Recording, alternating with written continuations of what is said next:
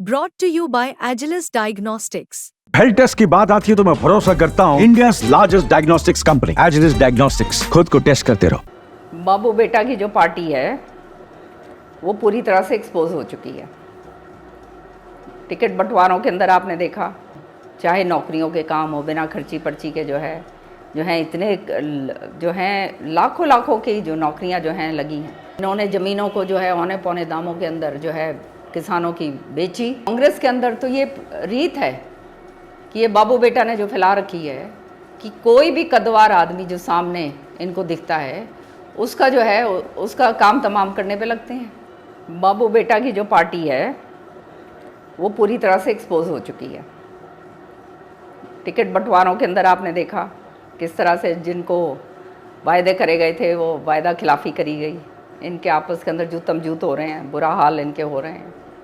सारी जगह जो है इंडिपेंडेंट्स इनके खड़े हो गए हैं, वो इनकी वोट काट रहे हैं। फिर आम आदमी का अलग से सिस्टम जो है ये नहीं बिठा पाए। पहले तो कहा कि हम समझौते में चलेंगे, फिर बाद में उनको भी नकार दिया।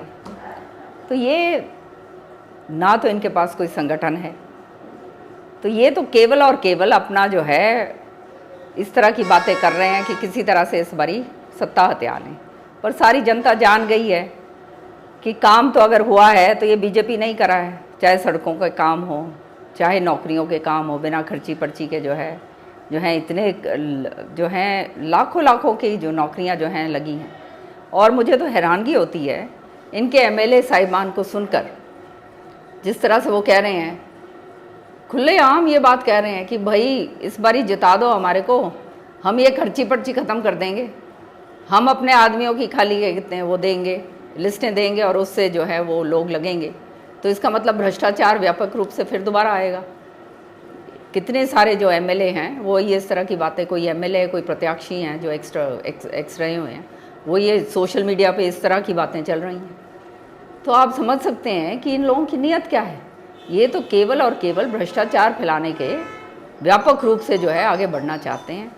सब जानते हैं इन्होंने ज़मीनों को जो है औने पौने दामों के अंदर जो है किसानों की बेची और फिर किसानों को जो है बिना मुआवजा दिए या मुआवजा कम देकर जो है बड़े बड़े बिल्डरों को बेची और फिर उसका जो है खूब फ़ायदा कमाया। तो ये आज सारा हरियाणा देख रहा है।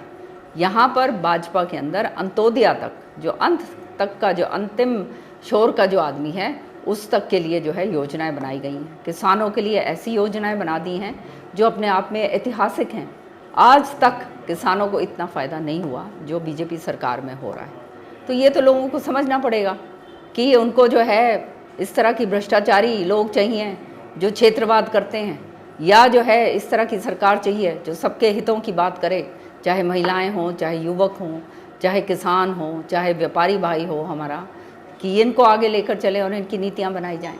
तो ये तो जनता को समझना होगा और मैं समझती हूँ हरियाणा की जनता बहुत समझदार है। मैडम जी, बात करें कुमारी शैलजा को लेकर काफ़ी राजनीतिक सरगर्मियाँ, तो क्या कहेंगे कि वो उनके साथ हो रहा है, अनदेखी हो रही है, कितना सही है, आपने उनके साथ काम किया है? एक महिला होने के नाते मुझे बड़ा दुख हुआ जब इस तरह की टिप्पणी उनके बारे में मैंने सुनी, क्योंकि वो अपने आप में कद्दावर नेता हैं। और कांग्रेस के अंदर तो ये रीत है कि ये बाबू बेटा ने जो फैला रखी है कि कोई भी कद्दावर आदमी जो सामने इनको दिखता है उसका जो है उसका काम तमाम करने पे लगते हैं। यही इन्होंने मेरे साथ करा था। मेरे साथ तो चल नहीं पाया क्योंकि मैं तो इनको मुंह तोड़ जवाब देती थी। लेकिन अब शैलजा जी के साथ जिस तरह से जो ओछी अभद्र टिप्पणियाँ करी गई हैं, इससे तो शर्म से सिर झुक जाता है नीचे। और ये स्पष्ट दर्शाता है कि ये दलित विरोधी हैं। दलित विरोधी नहीं, महिला विरोधी हैं, और इनका तो बहिष्कार सारों को करना चाहिए। चर्चाएं चल रही थी कि किरण चौधरी शैलजा को मनाने के लिए बीजेपी में लाने के लिए आ रही है। मनोहर लाल ने तो बयान भी दे दिया था। ये चर्चाएं चलती रहती हैं, कोई चर्चाओं के ऊपर की बात नहीं है। शैलजा कुमारी जी और मेरा जो है हमारे अच्छे संबंध हैं, इसमें कोई शक की बात नहीं है। पार्टी चाहे बेशक कहीं भी हो, संबंध अपने पर्सनल संबंध अपने आप होते हैं और उनके साथ मिलकर हमने काम करा है। हरियाणा के अंदर जो है कांग्रेस को ज्वलंत करने के लिए जो है हमने काम करा था। ये बात और है कि हुड्डा साहब ने फिर सारा सिस्टम कैप्चर कर लिया और जो हरियाणा के अंदर जो कांग्रेस उभर रही थी उसको ख़त्म करने के लिए पूरा काम करा। और नतीजा आज आप देख ही रहे हैं, शैलजा कुमारी जी को एक अलग थलग कर दिया है।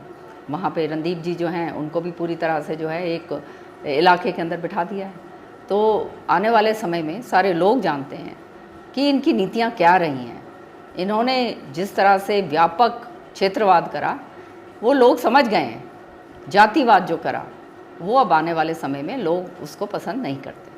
क्या माना जाए कि किरण चौधरी जो कुमारी शैलजा है उनको बीजेपी में लाने के लिए अभी प्रयासरत है, जेपी नड्डा कहें, राजनाथ कहें या फिर कहें कि अमित शाह उनसे लगातार संपर्क में कि किसी तरह शैलजा को लाया जाए बीजेपी में? अब इनके ऊपर ना ही बात करी जाए तो ज़्यादा अच्छा होगा। तो उम्मीदें हैं मैडम कि आप, मैंने आपको कुछ कह दिया। अब कई चीज़ें ऐसी होती हैं जो आपके साथ बात पब्लिक डोमेन में नहीं कही जाती।